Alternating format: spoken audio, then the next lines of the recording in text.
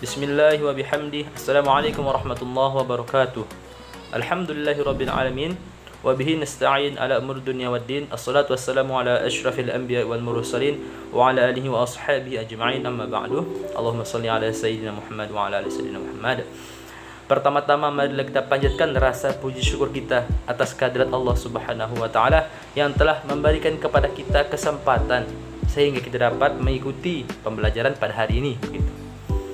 Kemudian marilah kita bersolat kepada baginda Rasulullah sallallahu alaihi wasallam mengucapkan Allahumma shalli ala sayyidina Muhammad wa ala ali sayyidina Muhammad, karena beliaulah kita semua bisa menghirup indahnya dan nikmatnya Islam sampai detik ini.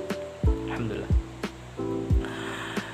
Mungkin sebelum kita mulai pembelajaran kita pada hari ini, walaupun masih melalui video ini, mungkin bagaimana kabarnya teman-teman sekalian?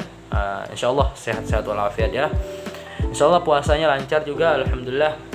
Jangan sampai bolong di tengah ya. Jangan sampai usahakan dalam momentum Ramadan tahun ini kita maksimalkan ibadah puasa kita maksimalkan ibadah malam kita, seperti sholat tarawih, sholat sunnah maupun sholat sunnah tahajud, sholat sunnah rawatib dan lain-lain sebagainya. Kita maksimalkan teman-teman, karena momentum Ramadan ini merupakan momentum yang sangat spesial, di mana ibadah yang biasanya bernilai biasa, yaitu sholat sunnah biasa yang nilai pahalanya tidak terlalu besar, tetapi pada bulan Ramadan nilai pahalanya bagaikan sholat fardu atau sholat berjamaah. Mungkin adik-adik dalam pertemuan kali ini ya, kita di pertemuan kedua kalau nggak salah. Jadi kita pada pertemuan kali ini yaitu kita akan membahas bab 3, yaitu mengenai adzan, iqamah dan sholat berjamaah. Langsung saja kita masuk ke pembahasan, di mana yang pertama adalah pengertian dari adzan dan iqamah. Menurut pengertiannya, adzan dan iqamah, yaitu adzan yang pertama adalah sebuah pengumuman atau adalah sebuah pengumuman yang menandakan telah masuknya atau menandakan waktu sholat berjamaah atau waktu sholat wajib telah dimulai, telah masuk. Atau bisa dikatakan juga sebuah pengumuman yang menandakan telah masuknya waktu sholat fardu. Lalu apa sih iqamah? Nah, iqamah ini adalah tanda atau penanda akan dilaksanakannya sholat. Nah, jadi bedanya antara azan dan iqamah itu, kalau azan dikumandangkan ketika telah masuknya waktu sholat. Jadi ketika sudah masuk waktu sholat, muazin langsung mengumandangkan azan untuk memanggil para jemaah atau para umat Islam di sekitar daerah tersebut untuk melaksanakan sholat berjamaah. Lalu iqamah, iqamah ini dikumandangkan atau dikumandangkan sebelum sholat berjamaah segera dimulai. Biasanya yang menggunakan iqamah adalah muazin juga. Nah, lalu teman-teman sekalian, hukum mengumandangkan azan adalah sunnah. Hukum mengumandangkan azan adalah sunnah. Lalu apa saja sih lafaz dari azan? Nah, lafaz azan sudah saya cantumkan di samping sini ya. Bisa teman-teman baca sendiri. Jadi di sana ada lafaz yang pertama, Allahu Akbar, Allahu Akbar. Yang mana artinya adalah Allah Maha Besar, Allah Maha Besar. Itu dibaca 2 kali. Nah, begitu juga seterusnya. Asyhadu an la ilaha illallah, yaitu aku bersaksi bahwa tidak ada Tuhan melainkan Allah. Lalu yang kedua, asyhadu anna Muhammadar Rasulullah. Di sana artinya aku bersaksi bahwa Nabi Muhammad adalah utusan Allah. Lalu yang ketiga, yang ketiga asyhadu an la ilaha illallah. Lalu yang keempat, hayya 'alas shalah. Itu artinya marilah kita melaksanakan salat atau marilah kita mendirikan salat. Lalu yang kelima, hayya 'alal falah. Hayya 'alal falah itu artinya adalah marilah menuju kemenangan. Lalu yang keenam, Allahu Akbar, Allahu Akbar. Kembali lagi ke lafaz yang paling pertama. Lalu la ilaha illallah. Itulah lafaz azan. Lalu lafaz azan ini dibaca setiap baitnya itu dibaca masing-masing 2 kali, kecuali Allahu Akbar yang kedua. Baik, lalu apa namanya, ketika kita melaksanakan sholat subuh, maka ada perbedaan atau penambahan di bacaan azannya, yaitu tambahan as-salatu khairum minan naum sebelum masuk lafaz Allahu Akbar, Allahu Akbar yang kedua. Lalu apa sih perbedaan lafaz azan dengan lafaz iqamah? Nah, lafaz azan dan iqamah itu hampir mirip teman-teman. Cuman bedanya terletak ketika kita setelah membaca hayya al falah, itu kita langsung membaca qad qamatis shalah, qad qamatis shalah. Nah, hanya itu bedanya. Nah, arti dari qad qamatis shalah adalah sungguhnya salat akan segera kita mulai. Nah, itulah yang menjadi pembeda antara azan dan iqamah. Dan lainnya sama. Cuman kalau iqamah kita baca semuanya atau masing-masing itu 1 kali. Kalau azan itu 2 kali, dan ada yang 1 kali. Dan tambahan di iqamah adalah qad qamatis shalah yang menjadi penanda bahwa telah masuknya waktu salat. Lalu yang selanjutnya adalah hukum ketika kita menjawab azan. Azan ini diucapkan oleh muazin kecuali dalam bacaan hayya 'alas shalah, hayya 'alal falah. Maka ketika kita mendengar suara azan, maka kita juga wajib membalasnya seperti apa yang dibacakan oleh muazin. Misalkan Allahu Akbar, Allahu Akbar, maka kita menjawabnya Allahu Akbar, Allahu Akbar. Kecuali, dan itu berlaku untuk lafaz kedua dan lafaz ketiga, lafaz asyhadu an la ilaha illallah dan lafaz asyhadu anna muhammadar rasul. Lalu lafaz hayya 'alas shalah dan hayya 'alas salah dan hayya 'alal falah itu berbeda. Misalkan ya, hayya 'alas salah,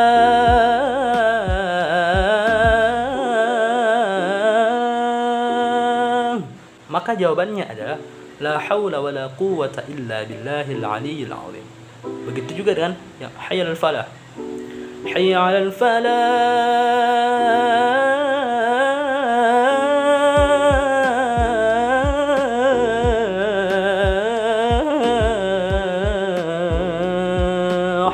maka jawabannya adalah la haula wala quwwata illa billahil aliyyil azim. Nah, lalu ketika kita mengumandangkan azan itu diwajibkan untuk kita mendengarnya azan. Jangan berbicara ketika azan. Bahkan ada ganjaran bagi orang yang tidak menghiraukan azan. Jika kita sedang beraktivitas, maka kita harus tinggalkan aktivitas kita dan segera kita beranjak untuk melaksanakan ibadah salat. Lalu kita masuk ke syarat azan dan iqamah. Nah, ada beberapa syarat azan dan iqamah. Yang pertama adalah telah masuk waktu salat. Nah, telah masuk waktu salat fardu. Jadi azan ini tidak boleh kita sembarang mengumandangkan selain di waktu salat fardu, teman-teman. Lalu yang kedua adalah menggunakan bahasa Arab. Jadi kita tidak boleh sembarangan menggunakan bahasa selain Arab untuk mengumandangkan azan. Misalkan kita menggunakan bahasa Indonesia, Allah Maha Besar, Allah Maha Besar. Nah, itu sudah termasuk kesalahan, teman-teman. Dan itu tidak ada di dalam contoh Rasulullah SAW. Dan itu bisa menyebabkan dosa karena tidak sesuai dengan yang diajarkan oleh Rasulullah SAW. Lalu yang ketiga adalah tidak bersautan. Yang keempat adalah muslim laki-laki akil dan akhil balik. Nah, jadi orang yang bisa mengumandangkan azan itu adalah seorang muslim laki-laki, teman-teman.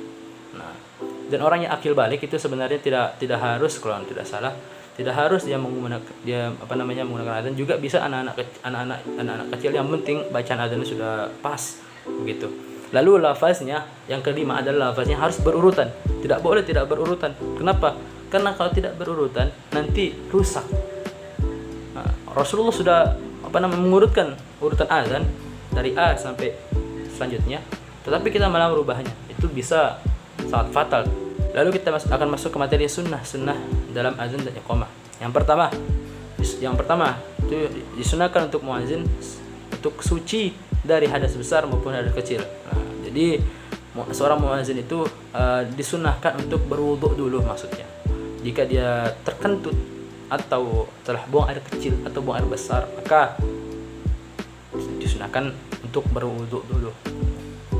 Dan kalaupun dia junub, disunahkan juga untuk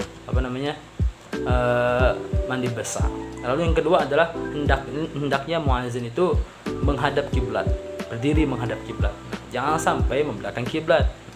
Lalu yang ketiga adalah menghadapkan leher dan kepalanya ke kanan ketika mengumandangkan lafaz hayya 'alas shalah. Lalu menghadapkan leher dan kepalanya ke kiri ketika melafazkan hayya 'alal falah.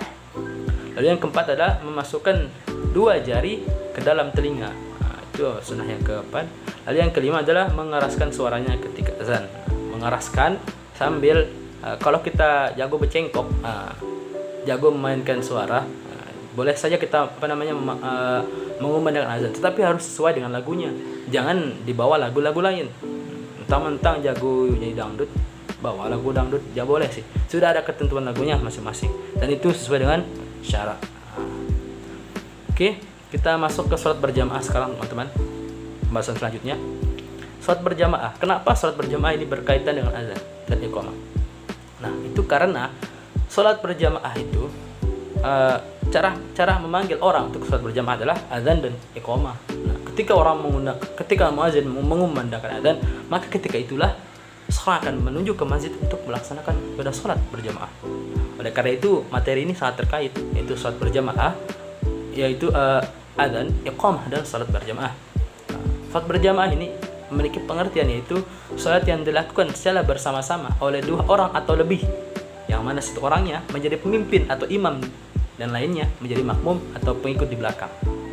Nah, lalu hukum dari sholat berjamaah adalah menurut jumhur ulama ialah sunnah muakkad, di mana sunnah muakkad ini adalah sunnah yang sangat dianjurkan sekali. Nah, bahkan Rasulullah SAW tidak pernah sekalipun meninggalkan sholat berjamaah, meskipun beliau dalam keadaan sakit, teman-teman. Begitu, saking saking hampir wajibnya sholat berjamaah ini. Tidak sampai wajib, tapi sunnah muakkad. Tetapi untuk kita para laki-laki itu sangat diharuskan untuk melaksanakan sholat berjamaah di masjid. Sampai-sampai Rasulullah pernah marah ketika selesai sholat berjamaah, lalu setelah selesai beliau jadi imam, beliau balik ke belakang, lalu beliau berteriak, "Akan kubakar rumah-rumah orang yang tidak melaksanakan sholat berjamaah," katanya Rasulullah SAW. Hal itu menunjukkan, teman-teman, bahwa sholat berjamaah adalah merupakan suatu hal yang sangat penting bagi kita kaum laki-laki terkhususnya. Kalau kaum wanita atau akhwat, itu tidak wajib dilaksanakan sholat berjamaah di masjid, tetapi malah dianjurkan di dalam rumahnya, bahkan di tempat atau di ruangan yang paling tertutup di rumahnya itu tersebut. Oke, lanjut, kita masuk ke pembahasan syarat menjadi imam dan makmum.